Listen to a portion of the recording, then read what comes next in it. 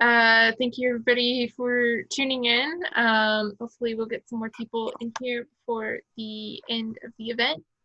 My name is Emma Blessing. I'm the Visitor Services Coordinator at Atlanta Contemporary. If you guys are unfamiliar with Atlanta Contemporary, we are a nonprofit arts organization based in the west side of Atlanta, very close to Georgia Tech. Normally, we're open 5 days a week, or excuse me, 6 days a week for our free admission gallery space. We usually show artists from, a lot of them are from the Southeast, but also from all over the world. And we're one of the only free admission arts organizations in Atlanta, which is great. We also do tons of events, lectures, tours, stuff like that. With Corona and the quarantine, we've transitioned a lot of those to virtual events, just like this. We've also done some great stuff like we have a yoga video that we're doing every month. We've been doing tours of people's personal art collections. We've done some interviews with some of our artists and curators as well. So if you're curious, you can go on our website, and we've got a full listing of all of our events that we're doing right now. And most of those are up on YouTube, and you can go back and watch them. So that's who we are. Again, if you're interested in more about what we do, you can check out our website. That's atlantacontemporary.org. Of course, tonight we're working with ColorATL, which is always a joy. And William can talk a little bit more about that if you want. Thank you, Emma. Thank you for making all the dots come together and making these events happen too. I know it's no ordinary feat. Yeah, I did give a little tidbit about what ColorATL is all about and kind of our roots before. I'll say this, that when we got started, it was actually me, one or two other artists, and primarily Matthew Evans, who were going into cancer centers, rehabilitation centers, communities for people experiencing homelessness, and basically just brought the art, or rather brought the access to the art. We showed up with a box of art supplies to all sorts of places, and literally didn't have much of a plan, at least when we were starting out, but like something happened every single time we showed up at a place and just started like, dragging color across a plain piece of paper. And communities were formed, and people who felt alone or neglected or in pain had a sense of peace, or a sense of just like that vitality of life, that seeing something that you're working on come to life and doing that with others has to offer. And I think that's just the beauty of art in general. I think that's why I'm, as an artist, not inclined to just like work alone in an enclosed studio all the time. Like, there's something so important about the process of other people when it comes to art. And yeah, I've just seen it time and time again through ColorATL and through different art communities in Atlanta. Just like art brings people together, it increases quality of life. And that is kind of the core of ColorATL and the core of these events, especially in a time like this where it is so hard to feel connected. Somehow we're figuring out a way that art can connect us through this time of isolation. And like, these coloring books were kind of meant for that. So if you haven't got a coloring book yet, we have free coloring pages available online, so you can hop on our website and Emma will reinsert that link to the coloring pages in the chat below periodically throughout this event. So you can download a page. If you have a printer, it's awesome. Print it out. If you don't have a printer, you're with me and so many others.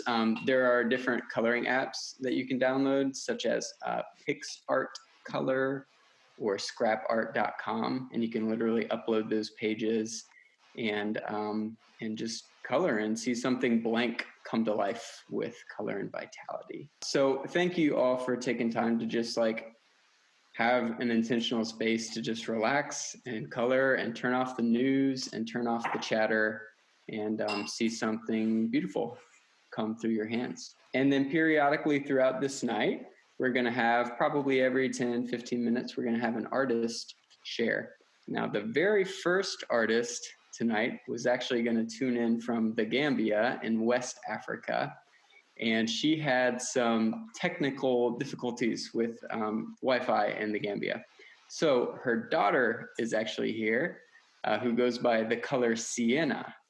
And Charmaine Minniefield is our first artist.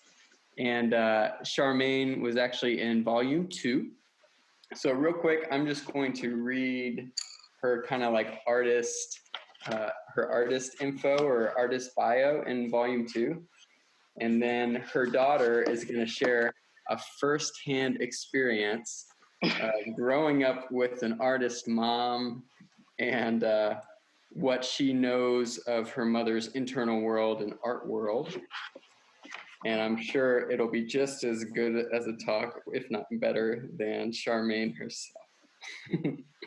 So Charmaine Minniefield, her page is called, I believe, the Black Angel, Sassy Angel, in ColorATL Volume 2, page 82. I'll start her story and you can finish it, okay? Charmaine says in the book, I've been a visual artist since I could hold a pen. I have been guided and influenced by some of the most amazing educators, activists, and artists of our time. I've worked in the Atlanta art scene for over 20 years as an arts advocate, producer, and finally, an artist myself. I now teach art at Spelman College and create bodies of work which preserve and reshape the narrative around African American women. I have recently incorporated technology into my creative process. And just like a little blurb on her piece here, which if you saw it on the website or if you downloaded it in your coloring, just kind of helps you appreciate it. My work explores African and African American ritual around a feminist perspective by celebrating the beautiful power of women throughout history. By creating monumental scale images, my work ritually converses between my past and present, between spirit, space, and the physical. My angels are spirit guides in the same. So with that self-introduction from Charmaine, the color Sienna, her daughter, will now share a little bit. I just want to hear, like, what was it like growing up with your mother, and how do you see her personality, her passion come through her work in the arts? Oh, wow. I'm pretty sure, I don't know if many of you have like grown up with an artist, but like imagine a hectic 3 a.m. night covered in paint coming down just for a snack. And she's like, I have this vision. I just need to have this vision. And it just is happening on the canvas every night, every week, every month, a new discussion about something. And it's so beautiful to see my mom grow and express. And I've like seen through the years, it was just like her from canvas to a wall. Her first wall was just like, I don't know how I'm gonna do this, but I'm gonna do this. And she just wanted to do it for the community. And that's just been her mission. It's constantly for the Black community to have something to look at and see and be inspired by. And it's been amazing to be raised by an artist, pretty much. I mean, it's like any other day for me too. So, I mean, my mom is she touches so many different people. So it's always interesting to hear from sitting out, like being raised by her, but then like also sitting out, like meeting those people who have been touched by her in the community. It's like, wow. So I'm pretty honored to have her like as a mom. But I don't know if that answers your question. Like just a frantic person, just immersed in their art, 3 a.m. I'm so, she calls me Bunny. So I'm so excited, Bunny, to tell you, oh my God. So it's really beautiful to see it on the canvas, and every piece is her story. Like every piece that she has made is her story, from the first one to the walls. It's like a story, and she finds her narrative in any work that you see. So like the angel is actually probably my little sister, a picture of my little sister, and how, she uses us as her children as a subject or whatever, her family, or she finds a narrative and creates it, and it's beautiful. Yeah. I would love, you mentioned both her first wall and just like family as well. I know family is so important to her work. And of course, like her broader body of work, just generations and heritage. Can you talk more about that? How, like, I guess the ancestors and family and your younger sister and you have played into her work, and where she sees it going, where you see it going? Of course, I'm not her, so I can't really say the details of like all of her, how all those things have played into her work. But we were raised at under a tradition called Ifa, and which is an African tradition dealing with the ancestors and enlightening the ancestors. And so her work, is completely influenced by that, especially with the African prints, and now being uplifted to the African diaspora, with the African cloths in the background. It's more, and I can't really say much about my mom's work. I don't talk to her. We keep it more family because I was raised by an artist. So I keep it more on the family subject than immersed in art. Sure. But she has a mission to continue to uplift the community and uplift feminine subjects in small communities. And I appreciate you sharing, especially from your personal perspective and relationship with her. I know, like, when it comes to community, I have spent time with her in different programs and art communities for a number of years, and she has such, I've seen what you're sharing, just like such a passion and such a peace about her, and this compulsion. Like, she knows her mission is to out and uplift communities and empower women, and just like tell the stories that need to be told. So she really is a gift to Atlanta. I'm so glad that she's here. Well, here in a broad term, I know she's in West Africa right now. But yeah, I'm really thankful for her, and I'm really thankful that you would come and talk with what knowledge you do have about her inner artist. Thank you. Today. Thank you. Yeah. Thank you too. And in a second, I'll go ahead, for all y'all tuned in, I'll post Charmaine's website, as well as her just artist information and tags and stuff in the feed here in a minute. But just as a recap for those who just hopped on, Charmaine is in the Gambia right now in West Africa, and she is developing and setting up a project called, what is it called, Sienna? I'm sorry? The organization that your mom's helping set up in the Gambia. It's the New Freedom Gambian project. It's the same project that she's been doing here, and she's just branching it out to the Gambia. Cool. So yeah, turn on some tunes and we'll have another artist talk here in a second. I'm glad you guys are here.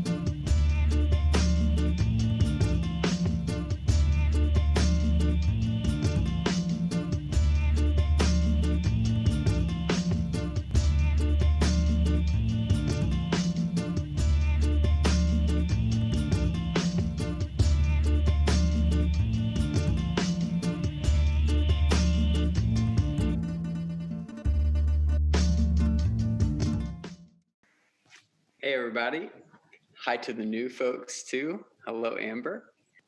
And right now, I'm very excited to introduce to you the Matthew Evans, who is a good friend of mine. What I love about these events is that there's multiple artists, some I've never spoken to before, and some that I know relatively well. Out of all the artists in Atlanta, I probably know Matthew the best. And I love this man. We've been through a lot together, from creating artwork in decrepit alleyways all the way to grinding metal to where our boogers are black at the end of the day. And we've had some good times, but I am very pleased to introduce you to Matthew Evans. Hey, Matt. Hey, everybody. How are you guys? To anyone whose audio is on, which I guess might just be William. Hi, Matt. Good to be here. What's up, everybody? It's good to have you. Well, I am most pressing. I just want to hear, I know food is a big part of your life. This probably half the posts that you have on Instagram have something to do with food in some way. All right, I'll take that. I wouldn't like to think that, but it's okay. And I am just curious, what has been your go-to COVID cooking meal? I don't know that I have like a pretty standard bunch of meals that I tend to always cook, which I'm very excited because I haven't been. It was that I would make pizza every Monday, and I haven't been able to like get pizza dough, but I got some today, so I'm very excited that I'm going to be making pizza later. What's my COVID meal? I don't know. I've been drinking smoothies some during the day, you know, trying to be a little more health conscious than I guess if there's a benefit to the quarantine lifestyle, like kind of gave me time to think about make life changes that I wouldn't have made otherwise probably. So yeah, I've been trying to eat a little healthier, but I don't know. Yeah, I make like fried rice and pasta and just things with a lot of carbs essentially that I can, you know. Awesome. Yeah. That's so good to hear. I think we're all with you in that. Well, aside from seeing lots of, posts about food and your Pizza Mondays and all that, I also see a ton of work as everyone of that 4x8 piece of plywood that you repaint every day. I just want to hear not only that process, but like what has the creative process looked like for Matt Evans in this last 2.5 months of the quarantine? So I think for me, I started this really big piece in the background right before, or like right as everything was starting, and I was like, oh, it's a great opportunity to work on something really big and super involved that like is just, you know, really time consuming and detailed and meticulous. Like I got the time, so I started on it, and it was just a real struggle. I just wasn't getting into it, and it didn't feel good. It just felt kind of like forced, and so I had that board sitting around, and actually funny enough, me and Massey Fresh, who's also involved in a lot of ColorATL stuff, we actually did a collaborative piece, live improvising at the Atlanta Contemporary for one of Maggie's movement love yoga art fusion classes. So I had that board sitting around, and I flipped it around, and I decided to paint on one side of it. That was, I think, pretty early on in quarantine. And then, you know, I didn't really feel that sense of, I didn't really have an end goal for it, I guess. So I kind of just continued, or I painted it once, and I was like, all right, that was all right, but maybe I can do something different or cooler. So I painted over it again, and then early in that, I kind of was like, all right, this is going to be a thing. I'm just going to keep painting over this every day, or maybe not every day, but anytime I had time to work on my own art, I'm going to just go to this, and just whatever happens. You can't like make it worse, or maybe actually, no, that's not true. Sometimes I make it worse. Sometimes I make it better, but just kind of letting go of like a fixed outcome, and letting go of, I don't know, just kind of letting it happen, which, as I was saying, like this piece behind me was really involved and really meticulous. And I found that, I guess, where I'm at mentally or artistically or whatever, like leaning into, I guess, that just aspect of nothing's forever, like maybe like just making marks and just doing something every day, as opposed to being like, I need this to be great, or like I need this to be look like this when I'm done, or I need to like reach this thing. Just kind of having something where like I just am going to make something. It might be good, it might be bad, and then tomorrow I'm going to make something else on top of it, and it all just comes and goes. And now I'm like, finally, I think I counted, I did 20 layers on it. So I painted over it 20 times. And then I just now started sanding into it to kind of reveal those layers that I've been working on.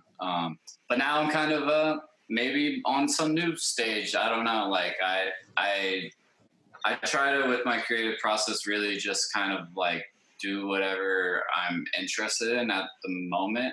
Sometimes, you know, so I don't know. So that leads to good and bad things. I definitely switch up a lot of things a lot, but I just want to, you know, be excited about what I'm making. So sometimes that means just doing a thing for a long time and be like, all right, I'm done with this, or like this. At some point I'm going to get back to it. I don't know when, but yeah, I'm just kind of waiting for when I'm in that headspace, I guess.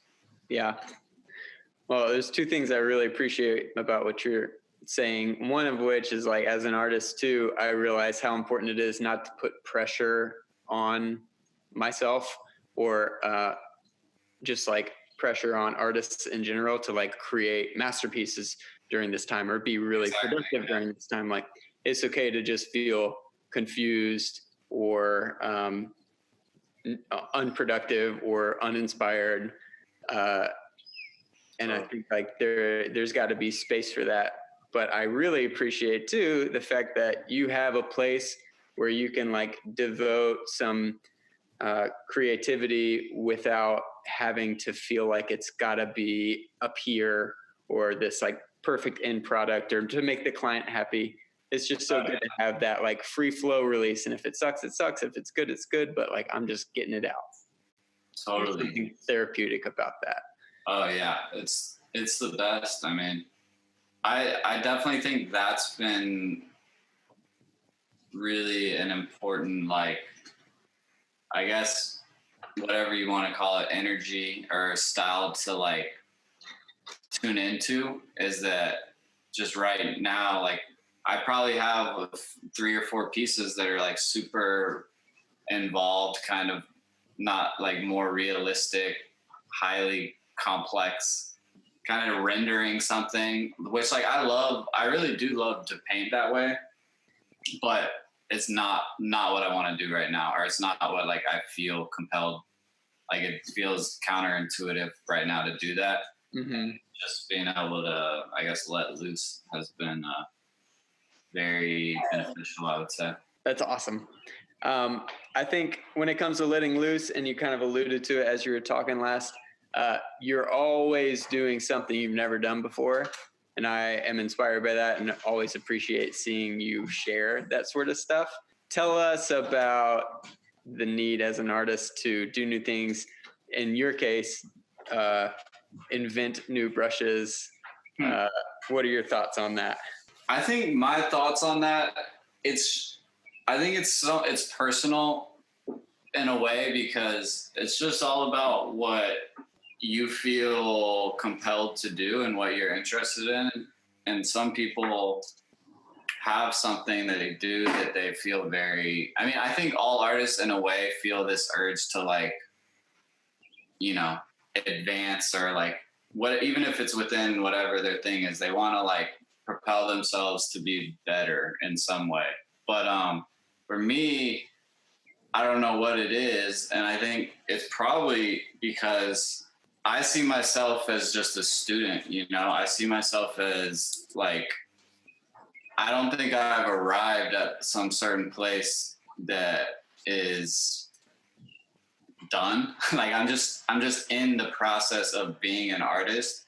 And for me, that has a lot to do with exploration and like feeling uncomfortable, or feeling like being in, I mean, I kind of talked about it earlier, just feeling interested in it. I think that's part of it too, is like, I want to feel excited about it. And, you know, what's exciting is doing new things, you know. I think that's true for anything in life. So like, yeah, that, but it's also challenging, and that's also, I guess, fun, and it's in a different way, is just being in that place where you're like, I don't know what's about to happen, or I just made this brush and I don't know what it's gonna do, you know? Mm-hmm. So I think that's just something that I've found is really important to me, is that I always want to be pushing myself, and I always want to be like feeling that sort of like being on the precipice of something new or exciting, or, but yeah, I don't know. I don't necessarily think that's like the right way to be an artist. I just think that that's maybe how my brain and works, is that like I just am, you know, chasing some sort of like some feeling of, or some sort of having brought something to life that didn't exist before in a way that I maybe wasn't expecting, or some, just, you know, I guess just making myself excited about what I'm doing. And for me, that means I have to constantly explore. Yep, and that is your way. I know some artists like to do one idea a million times, and some artists never like to do the same idea twice. So I appreciate you sharing about your way. And for the last couple minutes of Matthew's time, I just want to open it up. If anybody has a question specifically geared towards Matthew, or a question that you've always just wanted to ask an artist, I'm going to leave a couple minutes for you to ask a question. So from Amelia to Matthew, she asks, what medium have you not used yet that you are really wanting to incorporate into your art? Ooh. Good question.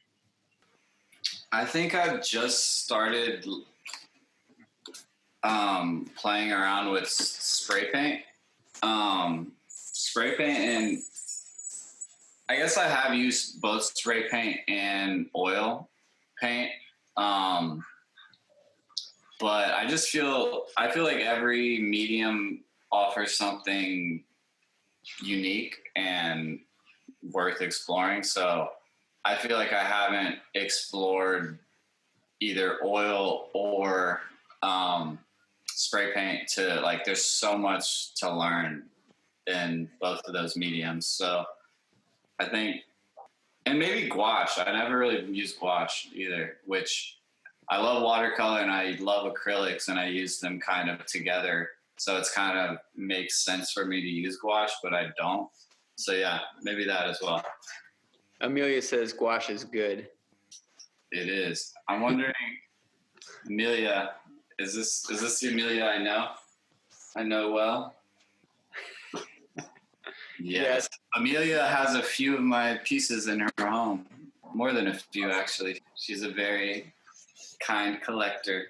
And she's giving you a nod towards the medium of the piece that she wants next, too.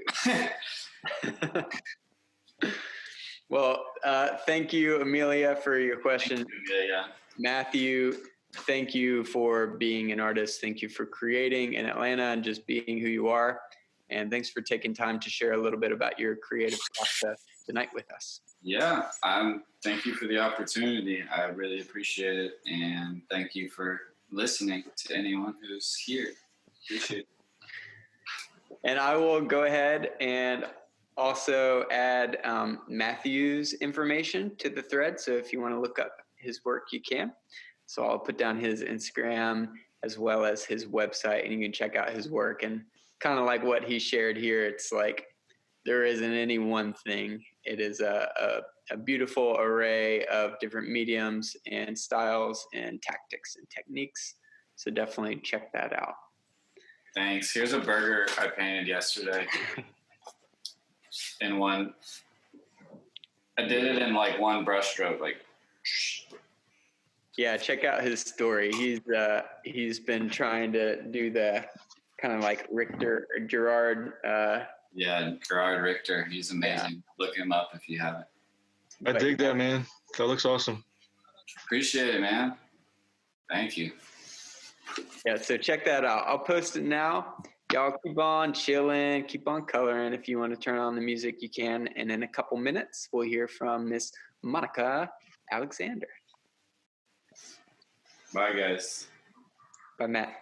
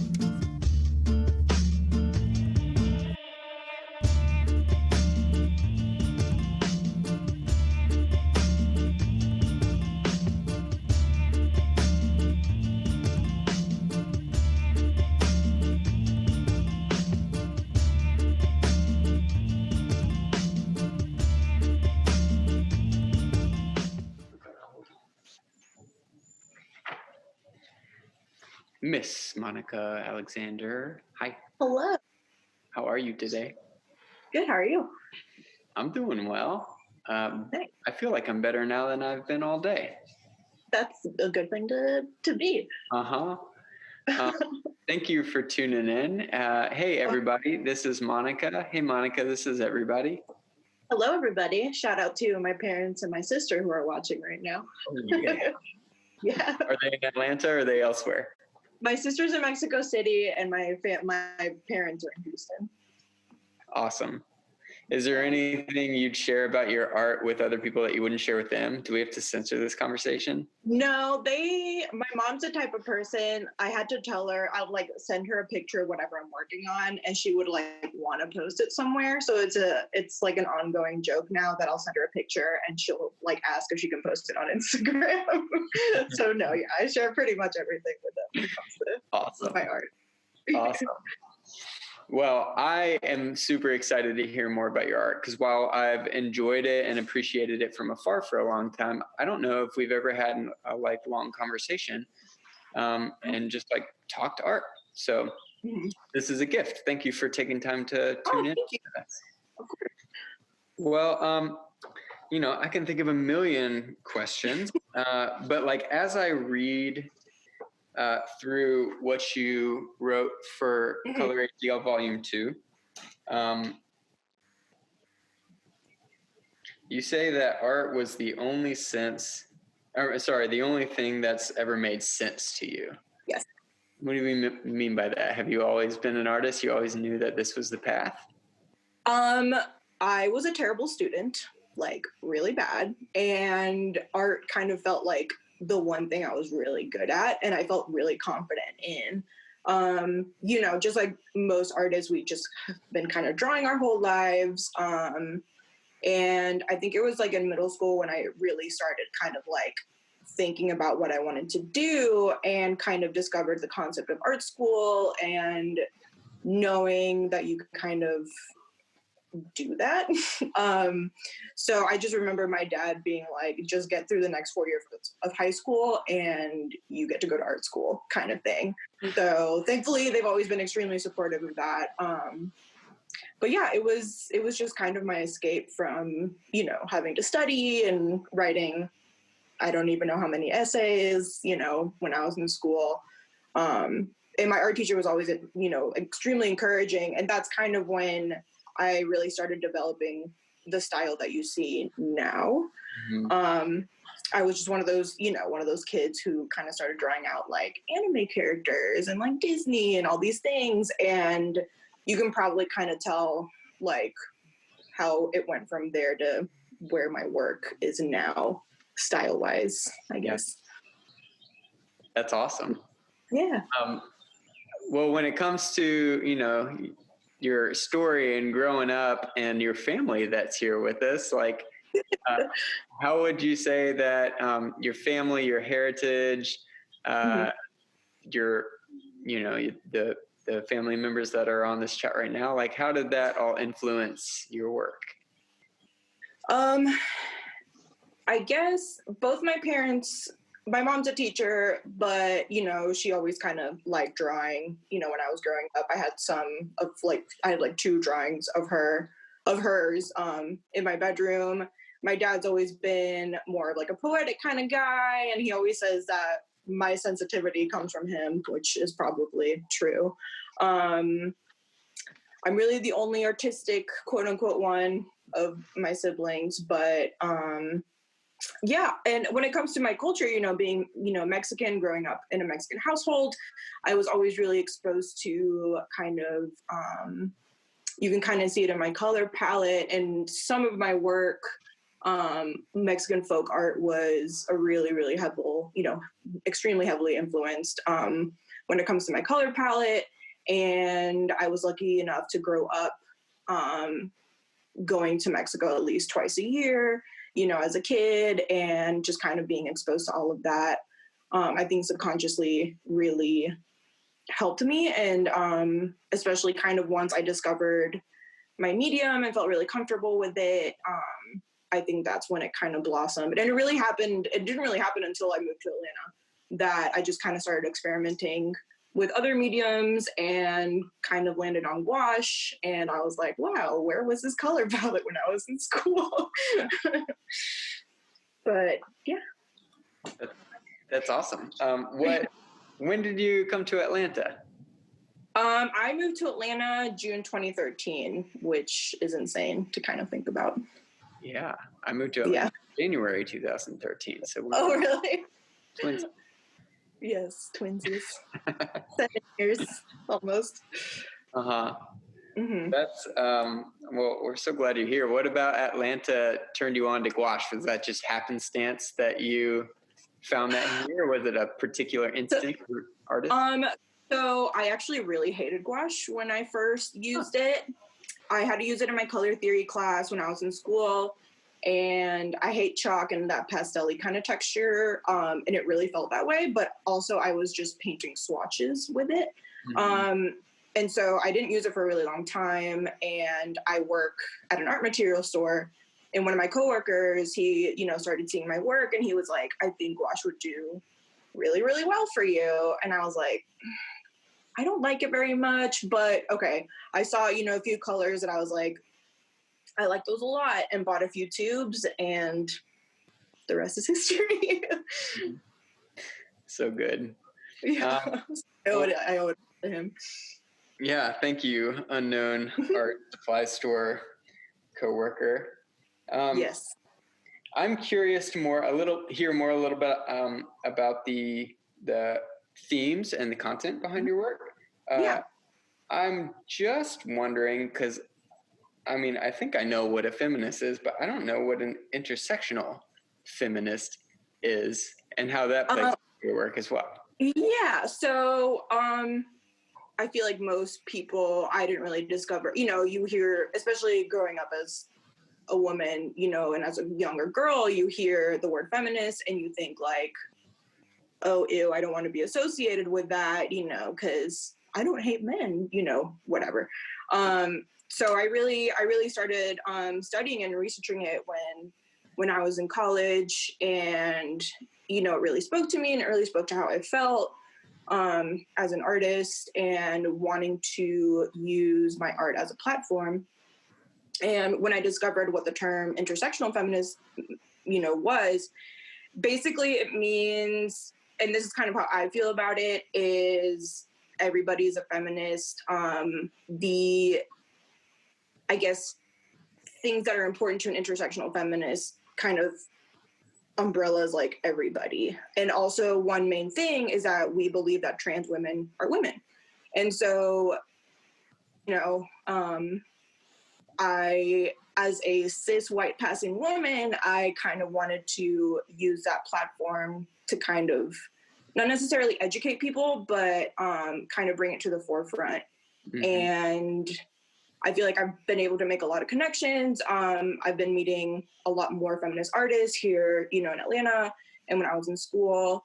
And yeah, I just think it's kind of important to, if you have the privilege and if you have the platform, to kind of use your voice, because, people tell artists that we can change the world, or we can help the world with our art. And I guess that's kind of like my way of doing it, and kind of lifting women who are oppressed, giving them the platform. One really good example is, you've probably seen on my social media, the skull that I painted that's in Mexico City. I wanted to celebrate and just really put the light back, I guess, on the indigenous women of Mexico. So it's just little things like that of kind of unlearning a lot of what mainstream feminism is, and kind of really finding the root of it, I guess, if that makes sense. That it's for everybody. Thank you for sharing. Thank you for educating too, and like doing it with such grace and not charged. Like, I like to learn and not feel bad that I didn't already know it, and you're good at that. No, it's great. It's always gotta learn something new every day. Yeah. And I just, as you were talking, I was looking at your feed and saw that skull, and that's beautiful. I hadn't seen that yet. That's incredible. Yes. So yeah, I'll likewise post your info in your thank you Instagram handle so that other people can check that out on this feed as well. What has your experience been like through COVID in the last few months? How has it affected your process? Like y'all were saying earlier, I feel like at first you kind of have the pressure of being like, well, I finally have all this time, because I'm still working, my art materials job, but I've been off of work since the end of March, kind of, so almost 2 months. It's just a pressure of like, I have all this time, I can finally do all these projects I've been wanting to do, or for me, kind of build up, because I sell at markets and stuff around town, and since all of those were canceled because of all of this, I was like, cool, will give me an opportunity to build up my online store and like create more products and do all that stuff. but it's a lot of pressure, I guess, to kind of put on yourself. And especially more people are on social media now than ever before. I feel like, you know, posting, so there's a lot more content. And it's really hard to kind of not compare what you're doing and your progress to somebody else, you know, who's just busting pieces out every day. So I just kind of gave myself permission to just kind of, if I'm going to be watching TV, just have this guy in your lap and just kind of mindlessly, you know, sketch or do whatever. And that kind of helped me a little bit, give me a little bit of structure. But I was kind of in a rut for about like those first 2 weeks. I just couldn't bring myself to really do anything or to create anything. And it wasn't until Living Walls reached out to do a sign of solidarity for them. And that really like put the fire under my butt. I hadn't felt that way about painting in a really long time. So it was a really great feeling. But something that's been weird, I guess, during this time is I was working digitally a lot more than painting, which isn't how I am, I feel like, as an artist. But when it comes to product design, it's a lot easier and cleaner to do. But apart from that, I've just been kind of giving myself permission to work on more like personal work. Some of like the newer digital illustrations that I've been posting are a little bit different than what I usually do. They're still, you know, feminine figures, but I never posted like completely nude women on my Instagram feed. And just seeing people's reactions. So, there's my sister. So yeah, it's kind of once you kind of take that pressure off of you, you're just kind of like, oh, I get to hang out in my studio and just kind of do whatever I want. Yes. I'm glad you gave yourself permission to just like shed the pressure and the weight of like utilize weird, surreal, scary, fearful pandemic time as best as possible. You must. It's like, no, you don't. No, you don't. It's okay. It's a pandemic. Like, don't put too much pressure on yourself. For sure. Yeah. Yeah, your sister asked the question. She said, I know you've done some collaborations, and she wants to know how much of a challenge it is to collaborate with someone while also still maintaining your style. It's a good question. Being an illustrator, we are lone wolves. We like to work by ourselves and we like to work alone. But collaborating with somebody can always be super fun because it kind of, not necessarily challenges, but I think it's a good way to kind of like think about your own art and think about other people's art. I actually haven't had like a bad experience collaborating with anybody, but you should definitely collaborate with somebody who not necessarily super matches your style, but it's something that you can kind of see that would like mesh really well together. You know, and I've collaborated on like zines, like with my friends, like from art school and stuff. So I don't know, it can be a lot of fun. Sorry, does someone have a question? Hey. Thank you guys for putting this together. And it's really great to have people be able to come together during all this, especially artists come together during all this craziness. So Monica, I love your art. Oh, thank you. It's really beautiful. Yeah, I really, really love your style. I was excited to see that you were going to be on here too, because I've been like following your art for just a little while, but and I'm also in Atlanta. But I've had a question just kind of about your influences too.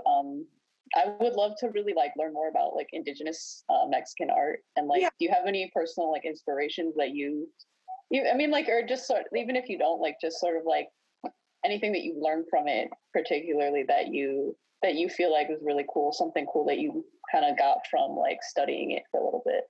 A lot of the colors that like folk artists in Mexico use, and every like state and every region kind of like in the US, like the art styles are going to differ because it's different groups of like indigenous people. So like in the Oaxacan region, that's where, and that's, I think, like what most people think when they think of Mexican folk art, you know, like the beautiful, like embroidered flowers, you know, all like the beaded stuff. I took my husband to Mexico City last year for the first time, and that was really kind of exciting to because Mexico City, my family's from Monterrey, which is like in the north, so it's closer to the border, so there's a lot more like Americans.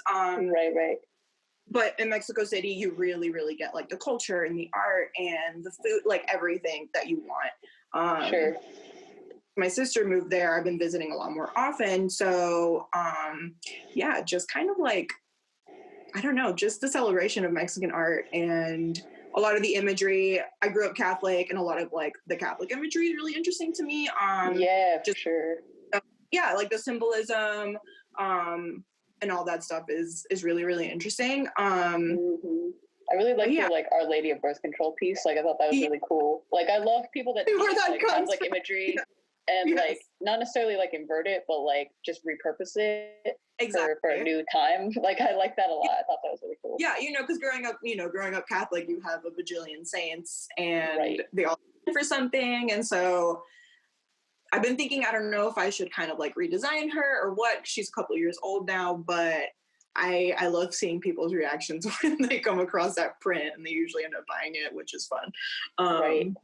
So yeah, a lot of growing up with that, and growing up, playing Loteria, which is like the Mexican bingo and all the imagery from there. Like a piece that is kind of like based off of that. Yeah, that's kind of where that comes from. But my color palette, I think especially, is very heavily influenced from that. That's awesome. Yeah, cool. Thank you. Yeah, that's super interesting. Like, yeah, I love the colors that you use. I'm really big into colors too, and it's just cool seeing somebody like really just like experiment with it and really like, and especially when the colors have such a meaning to them and like why you chose them specifically and they have that history to it. That's cool. Yeah. Thank you. Color was kind of my biggest enemy when I was in art school. I remember, I forget this. I was working on a piece, and one of my professors who I respected a lot, I can't remember if it was like in a critique. I don't think it was like in front of people. I think he just straight up told me to my face that he was like, your line work is so beautiful, and then you ruin it with your color. And I was like, oh no. So really, I was telling William, it really wasn't until I discovered gouache, and just kind of like, because I worked with watercolor for a very, very long time. But it was never really there. I mean, I can kind of show y'all like this kind of the palette that I'm working with right now. And so it just kind of clicked. So it's really nice to hear people compliment my color, because I just want to be like, yes. Yeah. I did. It's harder than people think, like honestly. Like it takes a lot to make it look effortless like you do, like to make it go so well together. Yeah. Like it's hard work. But yeah, thank you. I appreciate it. Yeah, of course. Thank you for chiming in and asking Jules. And Monica, thank you again for giving us time and space in your life and sharing some about your heart and your art. We really appreciate you. Well, thank you for inviting me and for letting me be part of the ColorATL family. You're very welcome. Thanks for being a part of the Atlanta creative fabric of our society as well. And I called you Miss Monica earlier. I'm sorry that it is Mrs., isn't it? Yeah, but I never changed my last name, so it's okay. Well, thank you again. I am going to post your Instagram handle as well as your website and your online shop. So if anyone wants to check it out, where to go. There'll be some new goodies coming in soon. So we'll give a couple of minutes just to color and relax. And in a couple of minutes, we'll hear from our final artist for the night, Killamari.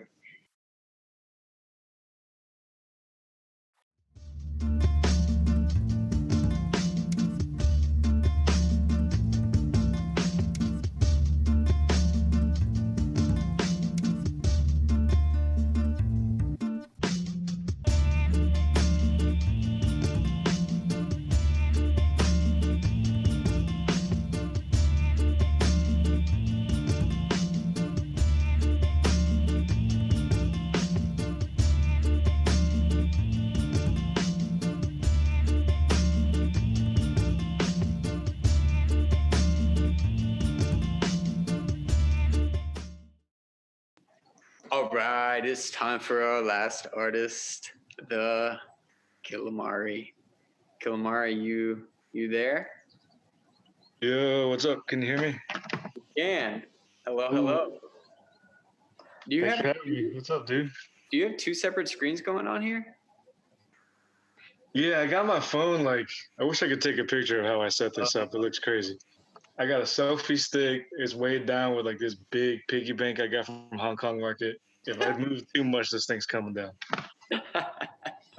Well, we'll wait for the collapse, but for now, it's looking good. Awesome. Thank you for taking time to tune in and share some of your work with us. Yeah, man. First of all, we've corresponded and connected multiple times, but I don't know your real name. Do you tell anyone besides Killamari, or am I just still on the outside for now? I don't know. I mean, my name is Rod. You can call me Rod if you want. I go by either. I don't know. I've been using the name Killamari since I was like 17 or 18. Yeah, I'm 35 now, so it's been a while. I'll keep calling you Killamari until like when you reply a message or an email with Rod, then I'll start. All right, cool. Well, it is a privilege to have you because I think I look up to you and the Lotus Eater Club for how you guys are, connected and always collaborating and making art together. But I'm interested. I do want to ask you about community, but I'm just interested in your work. You have such a kind of like happiness and lightness about your work, but with like this fantastic technical foundation as well. Yeah, Killamari, I would love to just hear about your work and where does it come from and where is it going and what do you think about it? I don't know. I just draw what I like, I guess. I'm really into animals. I draw a lot of animals. Especially if I don't know what I'm gonna draw, odds are I'm gonna draw like a rat or a crocodile or a bear. Maybe a turtle. Turtles are pretty cool. But yeah, I do a lot of animals. I do a lot of food. I try to do things that make me laugh. Probably more than anything is if I'm like giggling while I'm drawing it, then I know I'm gonna love it. Yeah. So that's kind of where I tend to go with my work. I think if it's just really happy, there's not really a message other than like, I don't know, I just wish people would smile more, Yeah. Everyone's scared to smile. Everyone's scared to say hi to strangers, but I say hi to everybody. Yeah, it just so happens I chose your page to color tonight in volume 2. Yeah. And the fact that you just want to smile and feel a sense of lightness while you create, and the process totally comes through in the product. Like literally your piece for volume 2 was a man going on, or a figure going on an adventure and floating in space. And it is joy and it is happiness and it's just good for the heart. I had a lot of fun with that one. Yeah, I love it. Thanks, man. How does it just so happens I'm giving you all the love tonight. I got my Lotus Eaters shirt on. Yeah, nice shirt. Thank you. Thanks for helping make it happen. I'm curious as to how community plays into your work and how the Lotus Eaters has how you guys have come together and B, what have you guys been up to and what's the story?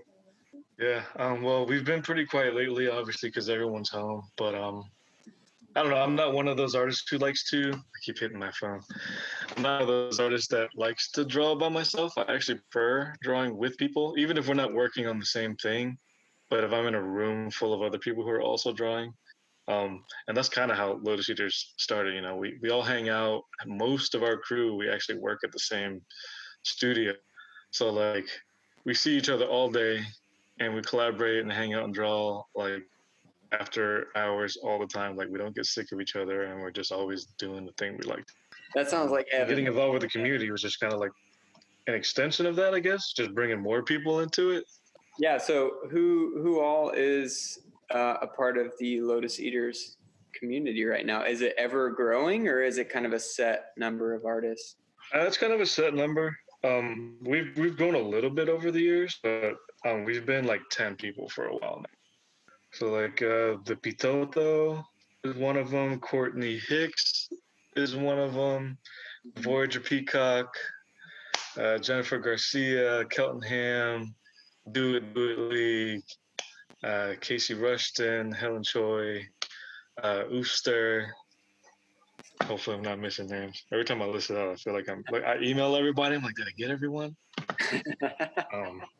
But yeah, what would you say y'all's like mission in Atlanta is? What do you, as a creative collective, what do you strive to do here in the city?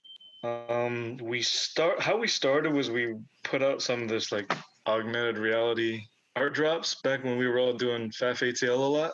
I don't know, we just thought it was something really fun to put out there. And we kind of liked leaving it and then watching people pick it up, and if they knew to use their phone to check out the animation and stuff like that. It was just kind of fun to see people's reactions. It was also just cool to like do something that hadn't been done before here, anyways, in Atlanta. But so that's just another way to make people smile. It was cool. Mm-hmm.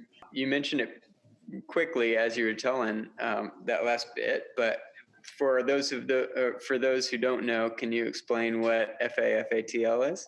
Yeah, so it's an artist movement that I learned about here in Atlanta, and people they create art for the sake of creating art. The goal isn't to sell a product or make money. It's just putting positive energy out into the world, which is why we connected with that, because we were all about that kind of thing. But yeah, I mean, it's still going. We haven't participated as much lately just because, we've moved on to other projects and stuff. But that was a part of how we came together. We chose this project and used FATL as an outlet to put the project out. So it definitely had a big part in us becoming a group. And I think, when I moved in to Atlanta in 2013, I think Free Art Friday was the first art that came into my life from the outside, that showed me that there is a community of people who just care and want to connect and want to share with each other. That was the first little glimpse of all that Atlanta has to offer. That's pretty cool. Do you feel what do you think of Atlanta as a city in the arts world nowadays? Are you aspiring to be somewhere else? Do you think Atlanta is? What do you think? No, man, I love it here. I'm not aspiring to be anywhere else except for maybe a beach. But as far as being an artist somewhere, no, man, I'm having a blast being an artist here. I was up in DC for a while, and I'm sure it's different now, but when I was up there, the art scene just wasn't necessarily what I wanted to be a part of. It was just different. It wasn't very collaborative. A lot of it was, I like fine art, but it's just a different kind of fine art than I was doing at the time. And I don't know, I just like weird stuff, I guess. And there's a lot of weird stuff here. Well, I love it. Did you grow up in Washington, D.C., just out of curiosity? I was actually born down here. I was born in Columbus, Georgia.